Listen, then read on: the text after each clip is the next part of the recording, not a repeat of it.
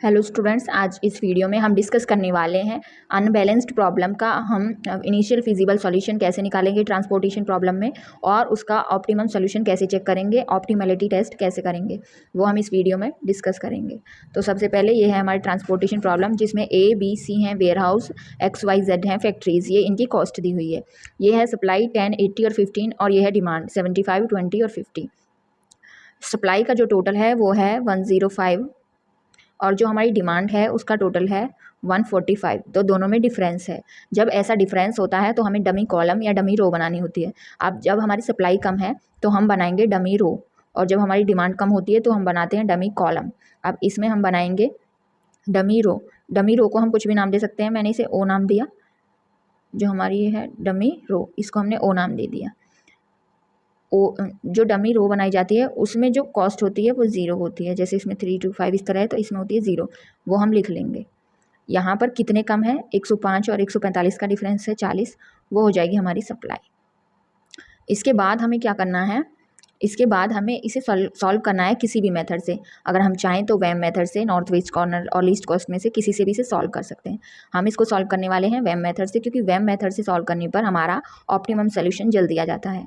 तो वैम मेथड के अकॉर्डिंग हम निकालेंगे पेनल्टी रो की और पेनल्टी कॉलम की। सबसे पहले जब रो की पेनल्टी निकालेंगे तो यहाँ पर जो सबसे कम है वो है 1, और 1 से ज़्यादा है 5। दोनों का डिफरेंस हमारी पेनल्टी बनती है। तो 5 और 1 का डिफरेंस हो गया 4। यहाँ पर 6, 4, 6 है, तो सबसे कम है 4 और 6। 4 से ज़्यादा है 6, तो दोनों का डिफरेंस हो गया 2। इसी तरह यहाँ सबसे कम है 2, उससे ज़्यादा है 3। सबसे कम और उससे ज़्यादा का डिफरेंस लेते हैं, तो यहाँ हो गया 1। यहाँ पर 0 है, तो यहाँ पर हो गया 0 ही। अब कॉलम पर देखते हैं।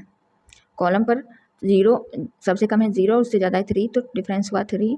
यहाँ पर हो गया 2, यहाँ पर हो गया 5। पेनल्टी ये आ गई। अब क्या करना है हमें, जहाँ पर मैक्सिमम पेनल्टी है वहाँ पर एलोकेशन करना है। 3 to 5, 4 to 1, 0। तो मैक्सिमम पेनल्टी कहाँ है, इस वाले कॉलम में। तो हम इस कॉलम में जाएंगे और जहाँ सबसे कम कॉस्ट है वहाँ एलोकेशन करेंगे। जब आप इस कॉलम में जाते हैं तो सबसे कम कॉस्ट कहाँ है, 7, 6, 5 और 0। सबसे कम कॉस्ट 0 पर ही है, तो यहाँ पर एलोकेशन करना है।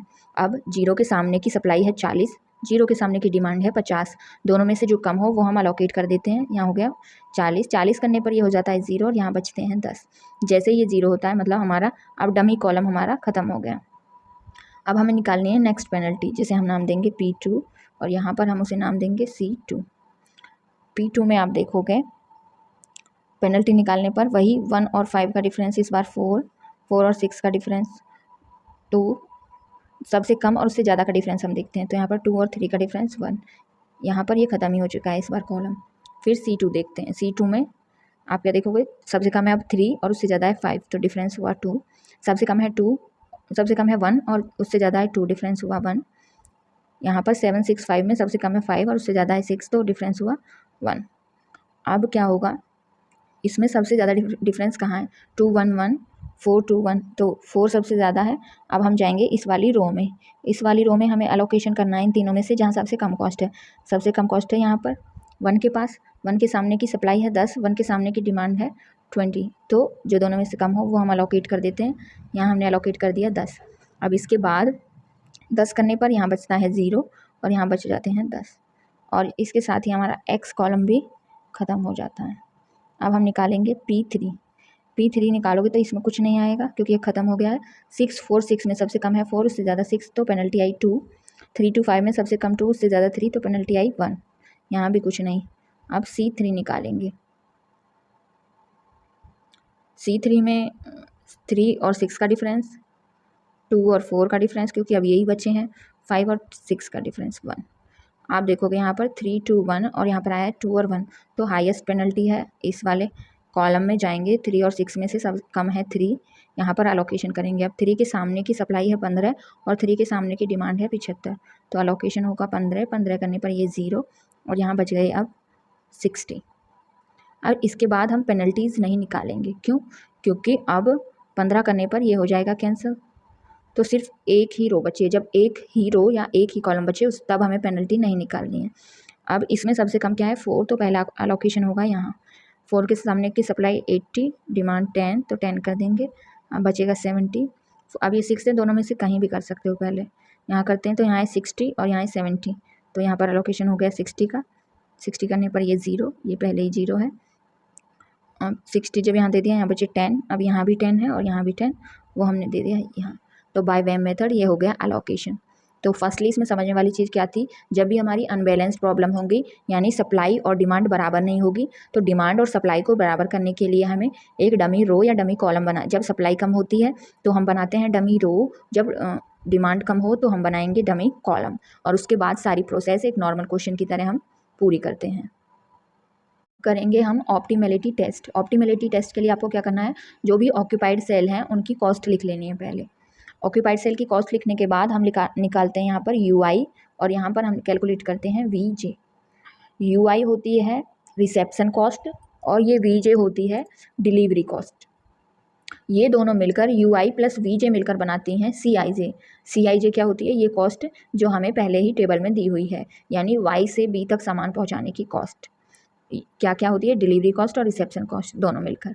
ठीक है, इस अब UI और VJ निकालते कैसे, उसके लिए क्या करना है कि जिसमें ज़्यादा अलोकेशन हो उस वाले सेल को हम, उस वाले रो या उस वाली कॉलम में हम 0 मान लेते हैं, UI या VJ को 0 मान लेंगे। अब मैक्सिमम अलोकेशन हमारे इस वाले रो में है, तो हम यहाँ पर UI को, यानी यहाँ पर होगा हमारा U2, यहाँ U3, U4, U1, इसी तरह यहाँ नाम देते हैं V1, V2 और V3, ये हमने यहाँ नाम दे दिया। अब जहाँ पर मैक्सिमम अलोकेशन हो, सबसे ज़्यादा इस वाली में हमने दिए हुए हैं, तो यहाँ पर हम मान लेते हैं 0। वैसे किसी को भी मान सकते हैं, लेकिन अगर ज़्यादा अलोकेशन वाले को 0 मानते हैं तो क्वेश्चन जल्दी, मतलब ये वैल्यूज़ जल्दी निकल आती हैं। तो 6, 4, 6 इस वाले की U2 हमने मान ली 0। अब मैंने कहा CIJ क्या होता है, UI और VJ का टोटल, यानी ये 6 कैसे आया होगा, U2 और V1 को जोड़कर। अब अगर यहाँ पर 0 है तो यहाँ पर क्या आना चाहिए 6, क्योंकि 0 6 मिलकर बने 6। इसी तरह 0 और 4 मिलकर बने 4, 0 और 6 मिलकर बने 6। तो V1, V2 और V3 की वैल्यू डायरेक्टली आ गई।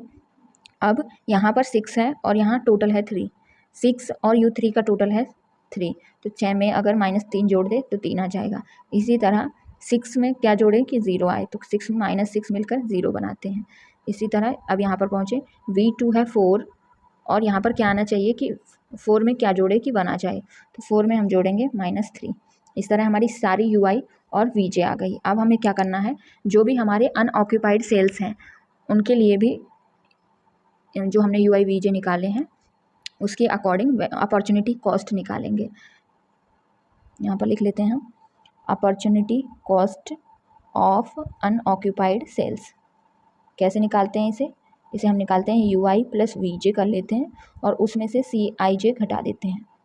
ठीक है, अब सबसे पहले तो अनऑक्यूपाइड सेल हैं कौन कौन से, सबसे पहले है XA, फिर XC, XA, XC, इसको Y में कोई नहीं है, Y में कोई नहीं है, Z में है ZB, ZC, उसके बाद डमी कॉलम में है OA और OB, ये हैं हमारे अनऑक्यूपाइड। अब इन सब का हमें लिखना है UI प्लस VJ।